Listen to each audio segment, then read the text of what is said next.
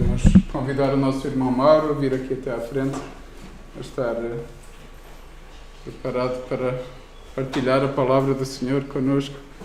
E, uma vez mais, nós queremos dar graças a Deus pela tua vida, interceder ao Senhor por ti. A palavra do Senhor também penetra nos nossos corações, nos confronta. Nós te damos graças, Pai, por esta oportunidade que temos de estar com o nosso irmão Mauro, Senhor, que possas capacitá-lo pelo teu Santo Espírito, Pai, a entregar a tua palavra com toda a fidelidade, Senhor, todo o temor a ti, Senhor. Que continues a capacitar este nosso irmão para servir a tua igreja. Te damos graças pelo ministério que ele também aqui representa hoje. Possa estar com os irmãos na Igreja da Ramada também, Pai. Que edifiques aqueles irmãos lá. Continuas a abençoar a família Bugalho também, Senhor. Nós te damos graças pelo exemplo que estas famílias têm dado de perseverança também na tua palavra, no desejo de ensinar a tua igreja fielmente, Senhor. Que a tua palavra é suficiente para ensino, para nos instruir em toda a justiça, Senhor, a fim de sermos agradáveis, Pai. Pelos méritos de Jesus Cristo, Senhor, nós te agradecemos, Senhor, pela salvação que tu nos dás, que tu nos trouxeste, Senhor. Que esta carta, Senhor, que por meio do apóstolo João, Senhor, foi escrita há tantos anos atrás, mas ainda é tão atual, Senhor. Essa carta que foi dirigida pelo teu Filho Jesus, Senhor, à igreja naquele tempo. Possa, Senhor, também ser para nós hoje aqui. Nos venha confrontar, Pai, a confiarmos cada dia mais em Ti, no Teu poder, a não desfalecermos no meio a provações, ao sofrimento, mas a perseverarmos, Senhor. Pelo Teu poder, Senhor, nós estamos firmes, Pai. Ajuda-nos a confiar a cada dia mais. Isto nós te pedimos e te agradecemos em nome de Jesus. Amém. Bom dia a todos. Primeiro que tudo dizer que trago as saudações dos irmãos lá da Igreja Batista da Ramada, para quem não conhece, ali na zona de Odivelas, onde eu me congrego já há coisa de 10 anos, mais que 10 anos. Foi ali onde eu me converti, pela graça de Deus, e tenho o privilégio de servir. Para quem não me conhece, o meu nome é Mauro, sou da Igreja Batista da Ramada, como disse, e hoje acompanha-me a minha mãe, que está ali atrás, a mãe Ruth, está bem? Então é uma grande alegria, primeiro que tudo, estar com vocês esta manhã. Eu já tinha um grande desejo de vir a esta igreja, na verdade, antes até do pastor Pedro me convidar para vir à igreja, eu tinha o desejo de vir cá num dos domingos das minhas férias, que se aproximam. E é interessante como Deus faz as coisas. O pastor Pedro, que não pôde estar cá hoje, convidou-me para estar com vocês e partilhar a palavra do Senhor. Então, para mim é uma grande alegria estar no vosso meio. É a minha primeira vez aqui, conhecer-vos, conhecer a igreja, conhecer aquilo que Deus tem feito aqui neste lugar. Vocês não têm um apontador, pois não? Dos slides. Ok, perfeito, sem problema. Queria pedir-vos então que abrissem no livro de Apocalipse, capítulo 2.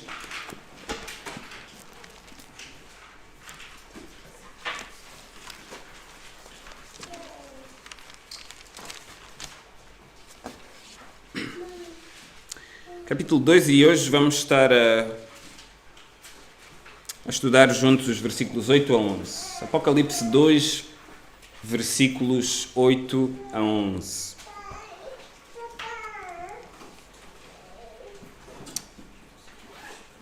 Então este é o título da mensagem esta manhã, em Apocalipse 2, 8 a 11. Sofrimento e perseguição, o tesouro esquecido do cristianismo. E esta é uma de 7 cartas que foram dirigidas pelo próprio Jesus Cristo, por meio do apóstolo João, à igreja de Esmirna. E elas, inclusive o Miguel mencionou isso na sua oração, elas são cartas reais, mas são cartas que se aplicam também a nós no tempo presente. E eu creio que, principalmente neste tempo de pandemia, Deus usou este tempo para mostrar que muitos cristãos têm um fraco entendimento daquilo que é a igreja, aquilo que é a eclesiologia. Aquilo que é a igreja, uma igreja santa, separada por um Deus santo, para ser sal e luz neste mundo caído, neste mundo de trevas. Então, eu creio que estas cartas, meditar, estudar estas cartas, são essenciais para nós, para reavivarmos o plano de Deus para o presente, que é para ser cumprido como tendo a igreja como instrumento para que hajam mais discípulos no nome de Jesus Cristo. Então é essencial termos uma ideia bíblica, uma ideia correta daquilo que é a igreja, e estas cartas são um bom lembrete disso mesmo. Então, como eu disse, a igreja faz parte do plano de Deus para o tempo presente e até que Jesus Cristo volte. E nós ansiamos por essa segunda vinda. E eu tenho uma imagem para mostrar que mostra bem, é uma boa ilustração daquilo que é um cristão quando tem uma percepção errada daquilo que é a igreja, de um cristão quando não entende o quão essencial é para ele congregar-se numa igreja local. Então vemos aqui este exemplo da zebra que se afastou da restante manada e vemos como é que ela está desprotegida, não é? À mercê exposta a ataques, perigos, neste caso desta leoa. E assim é com um cristão que não se congrega, não entende a importância da igreja local para a sua vida. Está desnutrido, está exposto aos ataques e à influência de Satanás. E por todo o mundo há irmãos que, inclusive pela sua idade, pela sua saúde frágil, não têm a oportunidade de se congregar numa igreja local. E eles sofrem por isso. Então, é realmente algo relevante que devemos ter em conta. Que um cristão não vive sem... não cumpre os propósitos de Deus se não for, se não assistir, se não praticar a assistência a uma igreja local. Então, vamos falar hoje sobre o sofrimento e a perseguição, que é realmente o tesouro esquecido do cristianismo. É uma realidade talvez não muito presente para nós, a igreja no mundo ocidental, digamos assim, mas é importante nós termos isto em mente, de que o cristão vai sofrer, um cristão vai ser perseguido por causa da sua fé. E esta carta à igreja de Esmirna lembra-nos isto mesmo. Então vamos ler o texto juntos, em Apocalipse 2, 8 a 11, e diz assim a santa palavra de Deus. Ao anjo da igreja em Esmirna escreve: estas coisas diz o primeiro e o último, que esteve morto e tornou a viver. Conheço a tua tribulação, a tua pobreza, mas tu és rico, e a blasfémia dos que a si mesmos se declaram judeus e não são, sendo antes sinagoga de Satanás. Não temas as coisas que tens de sofrer. Eis que o diabo está para lançar em prisão alguns dentre vós, para ser dispostos à prova, e tereis tribulação de 10 dias. Sê fiel até à morte, e dar-te-ei a coroa da vida. Quem tem ouvidos, ouça o que o Espírito diz às igrejas. O vencedor de nenhum modo sofrerá dano da segunda morte. Então, este texto esta manhã é dirigido, esta carta da parte do próprio Jesus Cristo, por meio do apóstolo João, é dirigida à igreja de Esmirna. Então, podes passar para o seguinte slide. A igreja de Esmirna, que é uma das 7 igrejas às quais são, como eu já disse, dirigidas cartas da parte do próprio Jesus Cristo. E esta manhã vamos estar a falar e a ver um pouco e a estudar e a conhecer a igreja de Esmirna, que é uma cidade portuária, que tinha um porto, e era a segunda cidade mais importante daquela região, depois da cidade de Éfeso, que vemos ali, que era a cidade mais importante daquela região da Ásia Menor, onde hoje é a Turquia. Então, a Esmirna é uma cidade portuária e, na verdade, era um centro de comércio muito importante também. Era uma cidade, portanto, abastada, era uma cidade rica. E a esta igreja o próprio Jesus Cristo se dirige então no versículo 9, ao anjo da igreja em Esmirna. Eu creio que este anjo da igreja está a falar do pastor ou do presbítero de forma principal, ao qual zelava pela igreja, e é a ele a quem Jesus Cristo se dirige, ao anjo da igreja, ao presbítero, ao pastor, digamos assim, principal da igreja. Ainda que pela prática da igreja neotestamentária, nós vemos sempre uma pluralidade de presbíteros, de anciãos, mas certamente esta carta era dirigida ao presbítero principal, ao presbítero talvez mais antigo da igreja. E é esta igreja que o Senhor Jesus Cristo se apresenta no versículo 8, e o primeiro ponto que nós iremos ver, e podes passar para o slide seguinte, é Cristo se apresenta como o Supremo e o Senhor da igreja. Cristo, Supremo e Senhor da igreja. E ele se apresenta à igreja, e esta é uma estrutura que sempre nós iremos ver em todas, e vocês podem ver em todas as cartas que são dirigidas às igrejas. Aqui em Apocalipse 2 e 3, Jesus Cristo faz sempre uma apresentação dele mesmo. E aqui Jesus Cristo apresenta-se como sendo o primeiro e o último. Jesus Cristo, dono, soberano e Senhor sobre tudo e todas as circunstâncias. O mesmo Jesus Cristo do qual nada escapa ao seu controle. Aquele que era antes da fundação do mundo e aquele que continuará a governar quando forem consumadas todas as coisas. Jesus Cristo, o primeiro e o último. É assim que ele se apresenta aqui à igreja. Mas também ele se apresenta como aquele que esteve morto e tornou a viver. Aquele que esteve morto e tornou a viver. Hoje celebraremos juntos a ceia do Senhor. É um lembrete que o próprio Jesus Cristo nos deixou do seu sacrifício, da sua obra redentora por meio da cruz, no qual ele morreu em nosso lugar. Esse sacrifício vicário, esse sacrifício substitutivo em nosso lugar. E disso ele nos lembra. Não só nos lembra da sua morte em nosso favor, mas nos lembra que ele tornou a viver. E ele, sendo Deus, Jesus Cristo, ele tornou a viver, ressuscitou e ele hoje vive. Ele vive. E podemos testificar que ele é Deus pelo facto de que ele hoje vive. Assim como a nossa fé é uma fé ativa, é uma fé viva, porque se baseia num Deus e no seu Filho Jesus Cristo, que vivem também hoje. É Cristo dono da sua igreja a quem nós devemos dedicar todo o nosso tempo para o conhecer, para o obedecer e para imitar.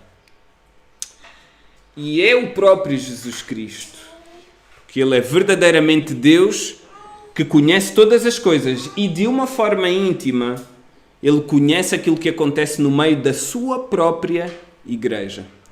E por isso, a continuação, no versículo 9, nós podemos ver que Jesus Cristo, e é algo semelhante também às restantes cartas, Cristo faz uma apresentação, ou mostra qual era o estado daquela igreja.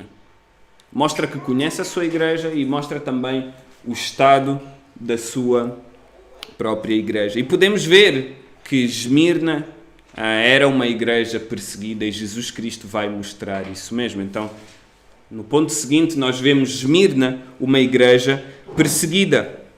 E Cristo mostra que conhece a situação da sua igreja e ele diz no versículo 9 que conhece a tribulação desta igreja. A igreja de Esmirna, de forma específica, ela estava a ser oprimida, ela estava a passar por um extremo sofrimento. E aqui está a falar mesmo de perseguição. E daí o título da mensagem de hoje sobre sofrimento e perseguição. Uma coisa que nós temos que conhecer acerca de Esmirna é que nesta região em conjunto com Éfeso, eram duas cidades que tinham um culto muito forte ao imperador romano, a César, ao imperador romano, que muito provavelmente nesta altura seria o imperador Domiciano, na altura em que foi escrita esta carta. Seria como, e eu vou pedir para passar para o slide seguinte, estas duas cidades tinham um culto ao imperador muito forte, Esmirna também. Seria como se hoje de manhã, não é? Aos domingos de manhã, às 10 ou às 10h30, ou às 10h30, neste caso a hora que começa o culto aqui, teríamos de escolher entre congregarmos nas instalações da igreja, como estamos a fazer esta manhã, ou obedecermos a uma lei governamental que dizia que todos os domingos de manhã nós teríamos de ir ao Palácio de São Bento, aqui em Belém, não é? Sob pena de sermos multados, e teríamos de ir ali à varanda do Palácio de São Bento, inclinarmos-nos perante o nosso Presidente da República, o Marcelo Rebelo de Sousa. Inclinarmos-nos perante ele e clamarmos ao Marcelo Rebelo de Sousa, ao nosso Presidente, como o Todo-Poderoso, enquanto queimávamos incenso, que era uma prática daquela altura de culto e de louvor aos deuses e em especial também ao imperador. E os cristãos naquela altura tinham este dilema: se realmente continuávamos a louvar a Deus, a viver para Deus, ou prestar culto ao imperador, não é? Então, trazendo este dilema para os nossos dias, seria um pouco isto, como se tivéssemos que ir ao Palácio de São Bento, sob pena de sermos multados, perseguidos ou até presos, e irmos prestar culto ao nosso Presidente da República. Naquele tempo, o imperador deveria ser venerado como um Deus, e a igreja, em especial a igreja de Esmirna, era perseguida por resistir ao culto do imperador, por temer a Deus mais do que aos homens. Então esta era a tribulação da igreja de Esmirna, que o próprio Jesus Cristo menciona aqui. Não só a tribulação, mas também a sua pobreza. Vemos aqui que Jesus Cristo menciona que conhece a tua tribulação, a tua pobreza. Apesar de Esmirna ser uma cidade rica, abastada, um centro de comércio, a igreja em si não tinha grandes posses materiais, diz-nos o texto. Era uma igreja que era pobre materialmente, mas tinha o mais importante. E Jesus Cristo reconhece isto aqui, quando diz: mas tu és rico. Era uma igreja que tinha virtudes cristãs. E aqui, quando está a falar de riqueza, está a falar de virtudes cristãs. Era uma igreja piedosa. Vivia para a glória de Deus, mesmo em circunstâncias difíceis, como a perseguição, mesmo em circunstâncias difíceis como o dilema entre servir a Deus ou servir e prestar culto ao imperador romano. Também aqui é mencionado não só a tribulação, a pobreza da igreja, mas também é mencionada aqui a blasfémia dos que a si mesmos se declaram judeus e não são. Está a falar aqui de judeus por ascendência ou convertidos ao judaísmo, e que refere aqui que eles eram blasfemos e da sinagoga de Satanás. É conhecido, e há relatos históricos sobre isto, que naquela região havia perseguição aos cristãos por meio de judeus. Judeus, como eu já disse, fisicamente de ascendência ou convertidos ao judaísmo, que na prática eles eram pagãos, não serviam ao Deus vivo e verdadeiro, eles eram pagãos e perseguiam os próprios cristãos porque eles não se prostravam ao culto ao imperador, não cultuavam o imperador.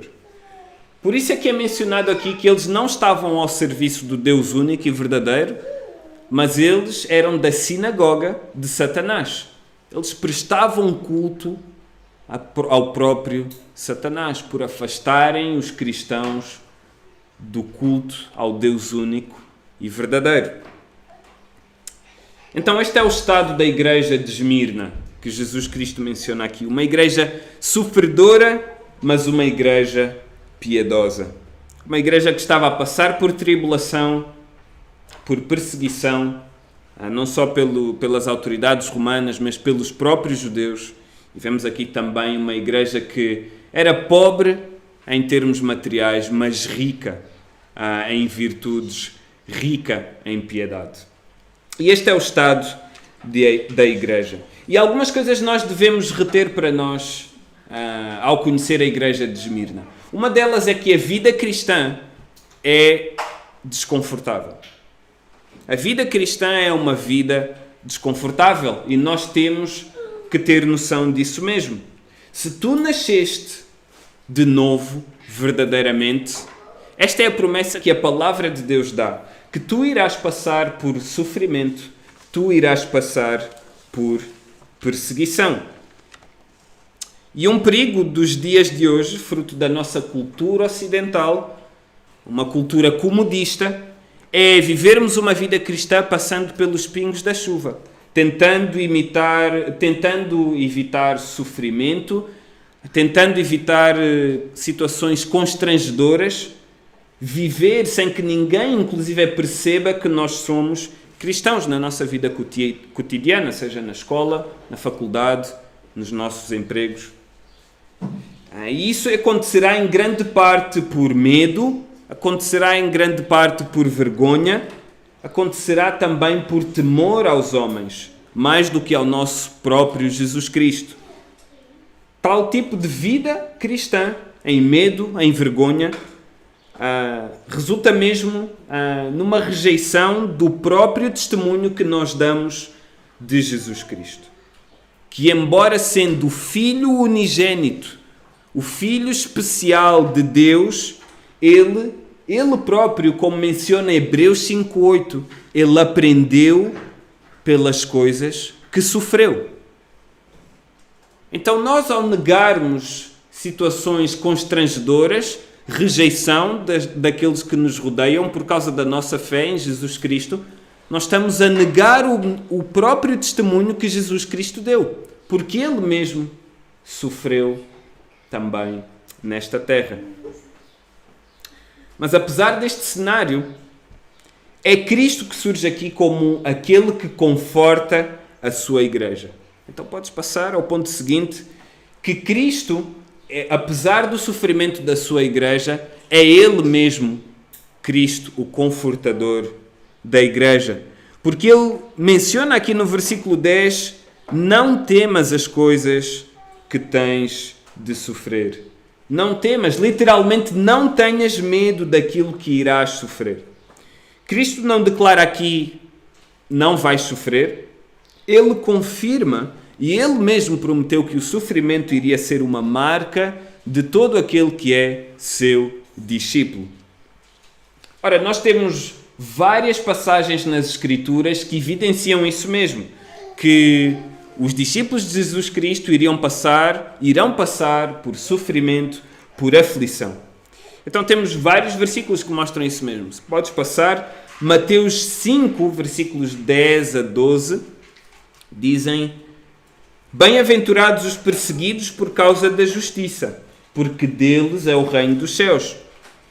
Bem-aventurados sois quando, por minha causa, vos injuriarem e vos perseguirem, e mentindo disserem todo o mal contra vós. Regozijai-vos e exultai, porque é grande o vosso galardão nos céus, pois assim perseguiram os profetas que viveram antes de nós. Mateus 24:9 também menciona isto mesmo da parte de Jesus Cristo. Então sereis atribulados e vos matarão. Sereis odiados de todas as nações por causa do meu nome. E João 16:33. Estas coisas vos tenho dito para que tenhais paz em mim. No mundo passais por aflições, mas tende bom ânimo. Eu venci o mundo.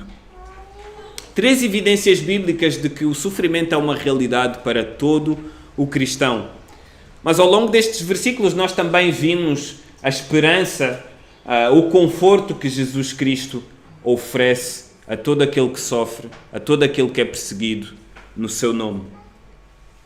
Então, irmãos, de nada vale se nós admiramos a Jesus Cristo, de nada vale se nós admiramos Estevão, que foi perseguido e morto por Cristo, de nada vale se nós admiramos Pedro, o apóstolo Pedro, de nada vale se nós admiramos o apóstolo Paulo e outros nomes da história da igreja, se nós mesmos não estamos dispostos a sofrer, a ser perseguidos no nome de Jesus Cristo.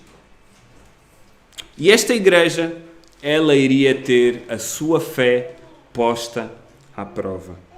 E no ponto seguinte nós vemos que a provação é o polígrafo da fé cristã. A provação é o polígrafo da fé cristã.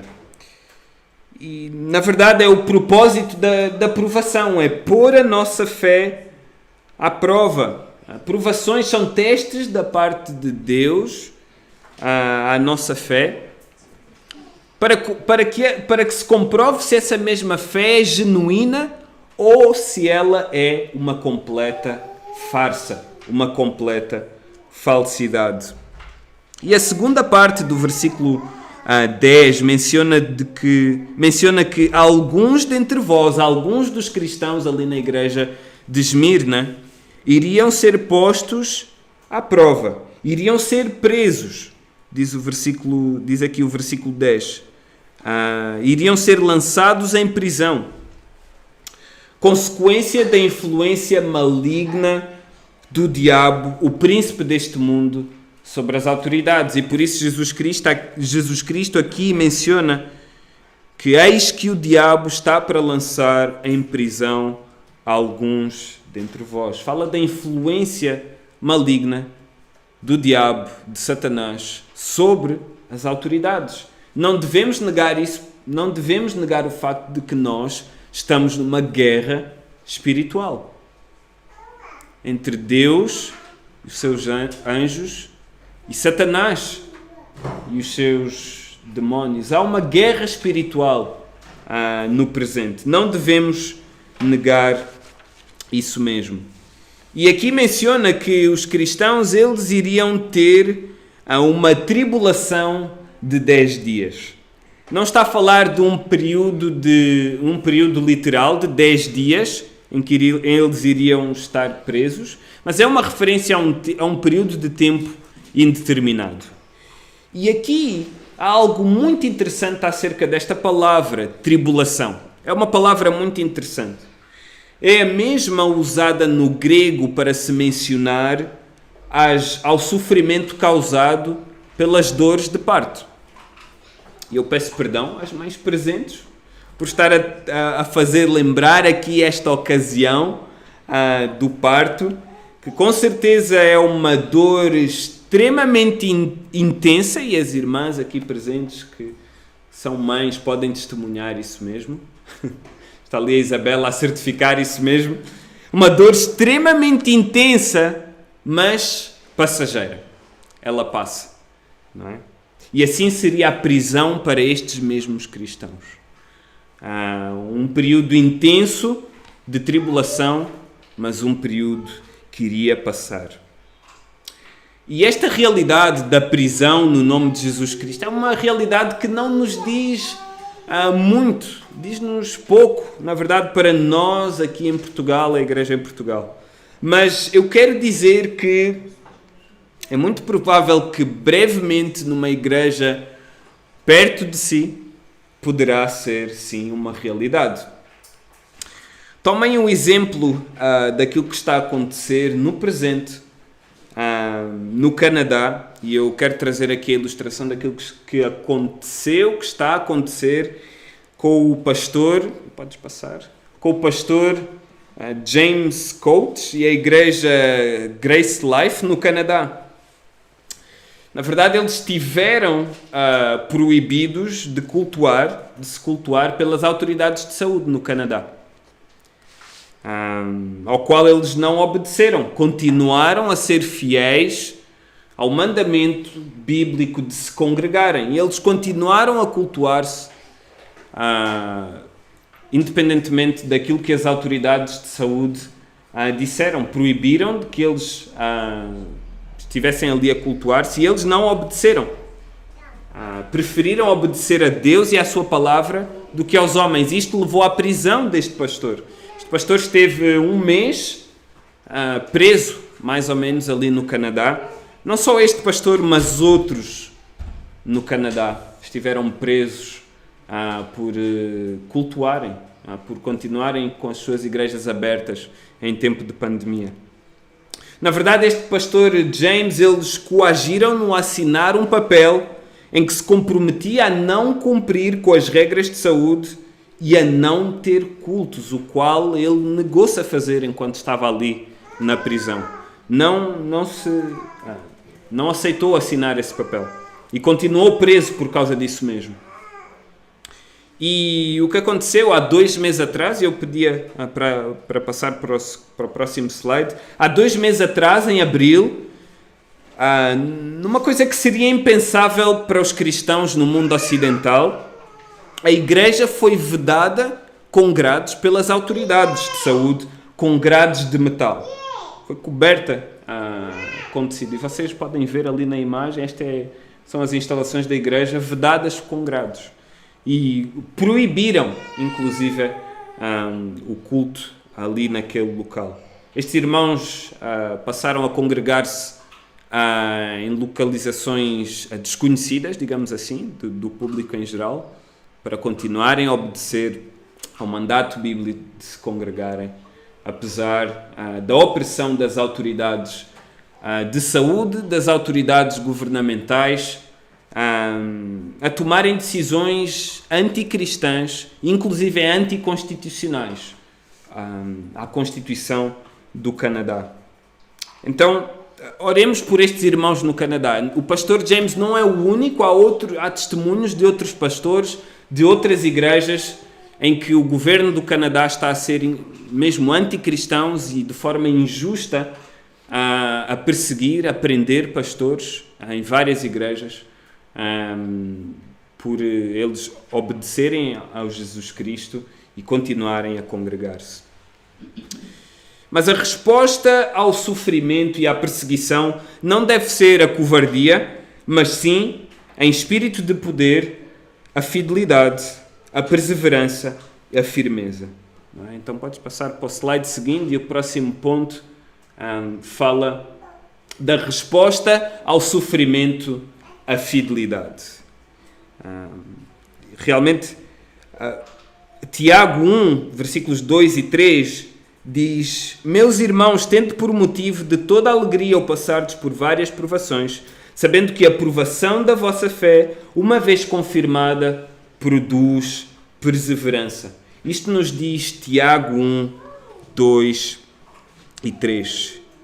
E aqui, o que Jesus Cristo recomenda à igreja, ordena à igreja que ela se mantenha fiel até à morte. Fiel até à morte. Esta é a promessa, esta é uma promessa, realmente uma recomendação da parte de Jesus Cristo à igreja, a qual ele também dá uma promessa futura, um encorajamento para o presente, acompanhado de uma promessa para o futuro. Ele diz também, não só para serem fiéis até à morte, mas também dá uma promessa de que eles teriam um galardão. Dar-te-ei a coroa da vida. E esta é a promessa futura que Jesus Cristo traz. Que o vencedor, aquele que chegar ao final da carreira cristã, cuja meta é reencontrar-nos com o nosso Senhor e Salvador Jesus Cristo, que não sofrerá dano da segunda morte e desfrutará da vida eterna em novos céus e em nova terra na presença de Deus. Mas há uma realidade que nós não podemos deixar de falar, não é? Fala aqui da segunda morte, fala aqui da segunda morte, a morte que não irá, realmente a segunda morte que não afetará o cristão, a morte espiritual, que se consumará no lago de fogo e enxofre, no inferno. Mas há uma realidade, à qual nós não podemos deixar de fugir, à primeira morte, a morte física, a qual assolará a cada um de nós aqui, não é? Realmente,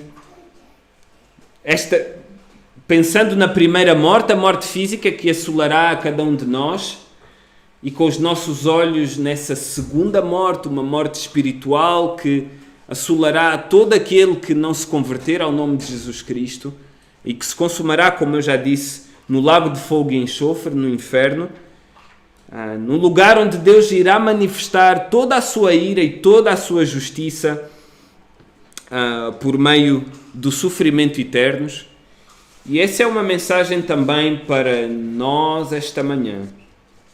Para aquele que esta manhã talvez que está aqui, que ainda não creu em Jesus Cristo como Senhor e Salvador. E ao mesmo tempo é uma mensagem de esperança. É uma mensagem de que hoje, se tu creres em Jesus Cristo como Senhor e Salvador, tu podes, à semelhança daquilo que Jesus Cristo menciona no início do versículo 8, que esteve morto e tornou a viver. Se tu hoje creres em Jesus Cristo como Senhor e Salvador, tu estando morto, Jesus Cristo te dá vida e tu hoje podes também viver. Podes experimentar um novo nascimento no nome de Cristo, ser um novo homem transformado para viver para a glória de Deus. E foi para isso que tu foste criado e para isso que tu existes esta manhã. Por isso, clama a Deus, arrepende-te dos teus pecados e crê em Jesus Cristo como teu Salvador e Senhor. E essa transformação em Jesus Cristo por meio do Espírito Santo de Deus dar-te-á inclusive uma nova perspectiva para o sofrimento, uma nova perspectiva da perseguição. Que sejam vividas para que Deus seja engrandecido, para que Deus seja glorificado. Então, esta é a nova esperança, que apesar da realidade da segunda morte, a morte espiritual, nós podemos abraçar essa nova esperança em Jesus Cristo. E a salvação que só Ele pode oferecer. Agora, continuando a falar sobre a igreja de Esmirna, a realidade é que a perseguição a esta igreja continuou. E continuou por largos anos. E para terminar, eu quero deixar-vos o testemunho de uma das figuras da igreja primitiva. O testemunho de Policarpo de Esmirna. E é um testemunho retirado do livro Servos de Deus, da editora Fiel, escrito por Franklin Ferreira. E podes passar. Falámos aqui, e eu não mencionei os 2 pontos, mas a coroa da vida, que é a recompensa da fidelidade, e a promessa futura, o encorajamento para o presente. Também, então, falando sobre Policarpo de Esmirna. Policarpo foi pastor desta mesma igreja de Esmirna e na altura em que esta carta foi escrita, ele era de tenra idade, provavelmente. Na altura em que a igreja recebeu esta carta da parte de Jesus Cristo, ele mesmo foi um discípulo do apóstolo João. Ele foi martirizado no ano 155 por se recusar precisamente a cultuar ao imperador. Ele foi perseguido pelas autoridades romanas e foi morto por se recusar a cultuar ao imperador. Ao ser forçado a fazê-lo e a maldizer o nome de Cristo pelas autoridades romanas, ele próprio disse estas palavras: eu vivi 86 anos servindo a Cristo e nenhum mal me fez. Como poderia eu maldizer ao meu rei que me salvou? Estas foram as palavras de Policarpo de Esmirna. Ao ser confrontado e coagido a negar a Jesus Cristo. Tamanha era a confiança de Policarpo e o descanso sobre a graça de Cristo, as dores que ele poderia sofrer pelo nome do Senhor não eram tidas em conta. Ele foi condenado a ser queimado vivo. E antes do fogo ser ateado, ele olhou para o céu e orou em voz alta as palavras que vocês veem aí. e eu vou recitá-las. Senhor, Deus Todo-Poderoso, Pai do teu Filho amado e bendito, Jesus Cristo, pelo qual recebemos o conhecimento do teu nome, Deus dos anjos, dos poderes, de toda a criação e de toda a geração de justos que vivem na tua presença. Eu te bendigo por me ter julgado digno deste dia, desta hora, de tomar parte entre os mártires e do cálice de teu Cristo para a ressurreição da vida eterna da alma e do corpo, na incorruptibilidade do Espírito Santo.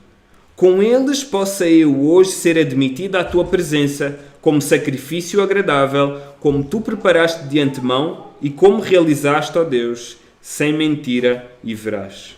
Por isso e por todas as outras coisas, eu te louvo, te bendigo e te glorifico. Pelo eterno e celestial sacerdote Jesus Cristo, teu Filho amado, pelo qual seja dada glória a ti, com ele e o Espírito, agora e pelos séculos futuros. Amém. Que nós, como povo de Deus, ao observar o testemunho destes tamanhos homens de fé, não só Policarpo de Esmirna, mas outros, não só nos admiremos, mas que possamos rogar ao Senhor para vivermos com tamanha coragem e ousadia no seu nome, sendo fiéis até à morte, tendo o nosso foco no alto, na vida eterna que está prometida para os que creem em Jesus Cristo. E que Deus nos abençoe. Então vamos orar. Senhor, te damos graças porque esta manhã nos trazes à lembrança a igreja de Esmirna. Uma igreja sofredora, Pai, mas uma igreja que tinha o coração no lugar correto. Realmente viver no mundo, Senhor, como verdadeiros discípulos de Jesus Cristo, Senhor.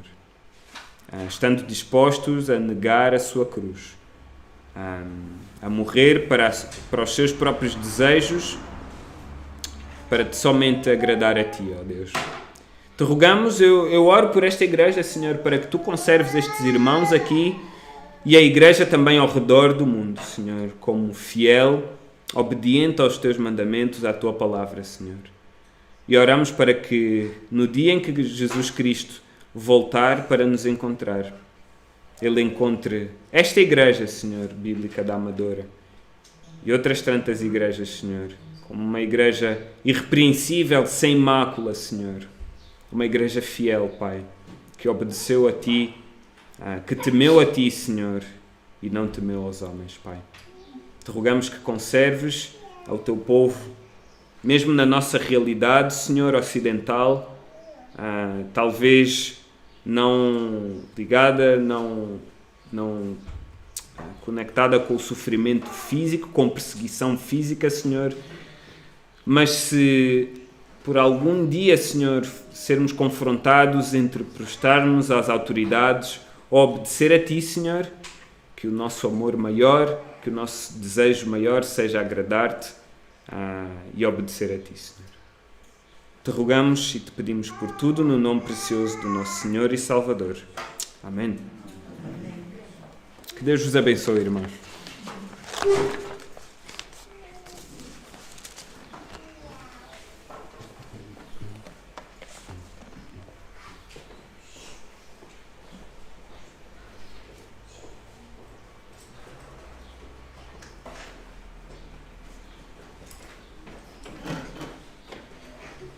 Vamos cantar mais um cântico, meus irmãos. Um cântico que nos estimula a fé, uma fé que confia no Senhor e confia no seu poder, independentemente do sofrimento. O sofrimento que nos vem às nossas vidas irá firmar a nossa fé, irá nos firmar naquele que nos pode salvar, naquele que pode tomar a nossa vida e que é o Senhor, aquele que se entregou por cada um de nós. Vamos cantar este cântico 339 de verso 5.